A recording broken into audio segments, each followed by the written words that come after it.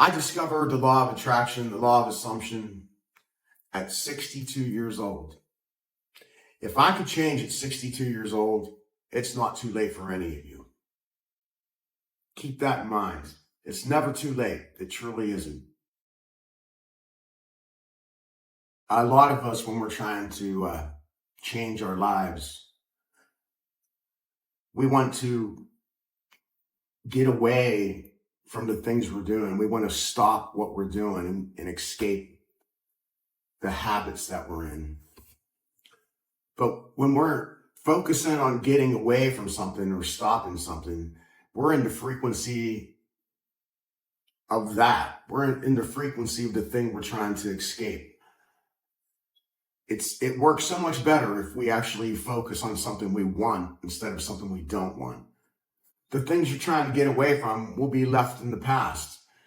You don't have to keep thinking about them. Like, try to leave them in the past and go towards what you want. When you get excited about that and you start taking that kind of action, the other things tend to just fall away.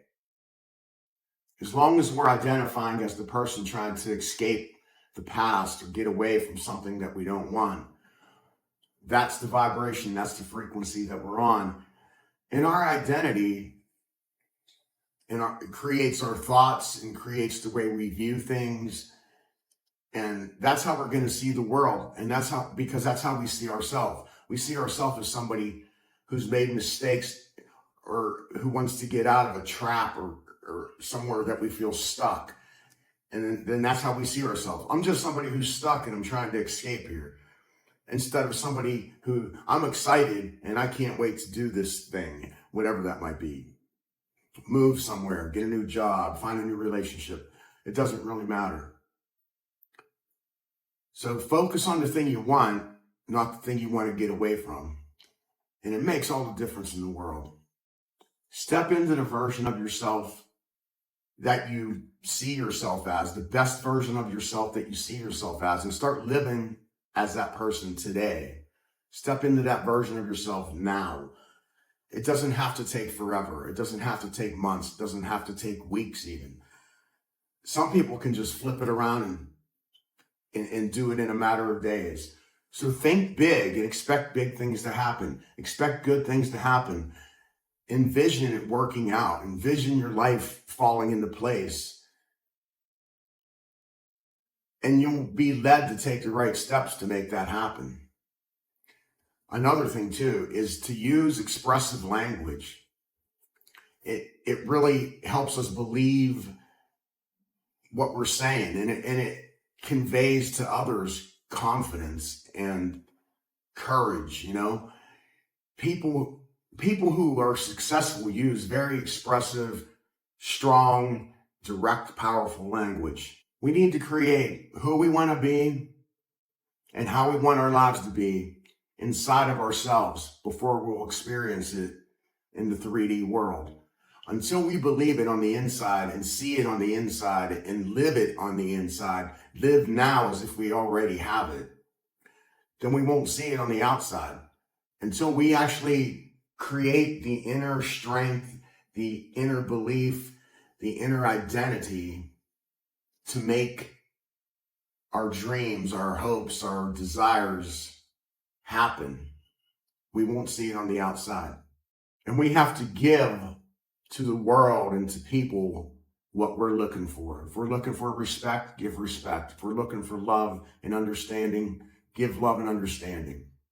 If we're looking for support and someone who believes in us, start believing in other people and give them support. Until we start putting out what we want back, it's going to be elusive. I grew up with low self-esteem, self-loathing almost. I was taught to just not believe in myself at all. We were taught to, well, you don't want to stand up to people. Just let them kind of have their way because you don't want to get in trouble. You don't want to have problems with people.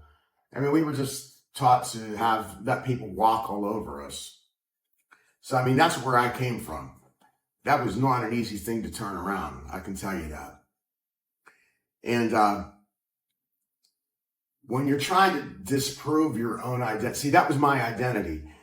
And I went out into the world trying to start businesses, taking on jobs, starting relationships, trying to disprove this deep belief I had in myself that was put in me as a child by working hard and by trying hard. And it never worked. Nothing ever worked because I was still the same person on the inside. It didn't matter at all what I did on the outside. It didn't help. I started a mobile x-ray company, an x-ray cassette cover company, sandwich shop. I've tried all kinds of things. I had a vending machine business. None of that stuff worked. It would work a little bit or for a little while, and I would self-sabotage it somehow, or something would go wrong financially because I didn't think I was worthy of that either. So I just self-destructed constantly because I didn't like myself. I just felt completely unworthy. And as long as you feel like that on the inside, that is what you're going to get on the outside in the 3D world. That's why it's so important to do the inner work and change your self-construct. And that's the deep inner beliefs about yourself. That's what we need to change. And not so much change because it's not so much about changing something, because that identity isn't real anyhow. It's something that was planted there, put there by other people. It's not a real thing that exists. It only exists in our mind. As soon as we make a decision to be a different person and to act a different way and to believe and trust ourselves and trust in the universe, in God, in Christ, and each day live that version of ourselves. Wake up and decide to do that the best you can every day. That's when we start seeing real progress. Trying to change this old self-construct, self-identity that's not even ours. We had nothing to do with that, pretty much. It does no good because it's not real anyhow. So no matter where you're at, what you're going through, how much you don't like yourself, how sad you are, how anxious you are, I had all that going on. It doesn't matter. Release that. Decide today and step into the person that you know you were meant to be. I was feeling kind of anxious a couple months ago, and it was pretty late. It's probably 1 or 2 in the morning. So I was looking up a meditation or something to find online to calm me down, to chill me out. And I found this breathing technique. And I'm going to share it with you. It's real easy, but it's so helpful, and it does a really, really good job.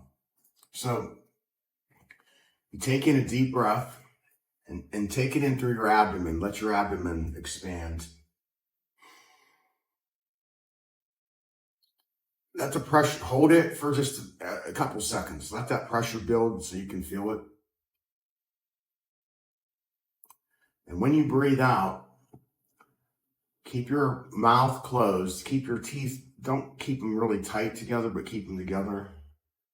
And breathe out through your nose. And hum when you breathe out. I know it seems kind of silly, but it actually helps. We're going to do this 3 times. So take in a deep breath, let your abdomen expand. Hold it for a couple, just literally like 2 seconds, 3 seconds maybe. Let that pressure build a little bit. And then breathe out through your nose. And you can hum at any note you want to. And you're only going to hum for a second because you can't keep humming as you blow out. You'll see what I mean.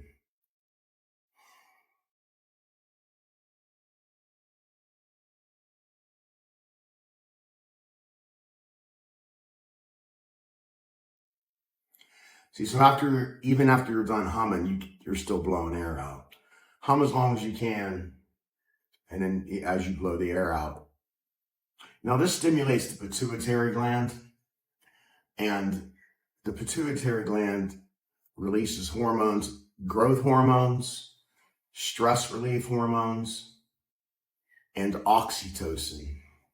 Oxytocin makes you feel love and, uplifting and love. And obviously stress hormones release stress, and the growth hormone creates stem cells, to heal your body. So it's a really good meditation that stimulates your pituitary gland, releases a lot of good hormones throughout your body. Do that like 3 times in a row.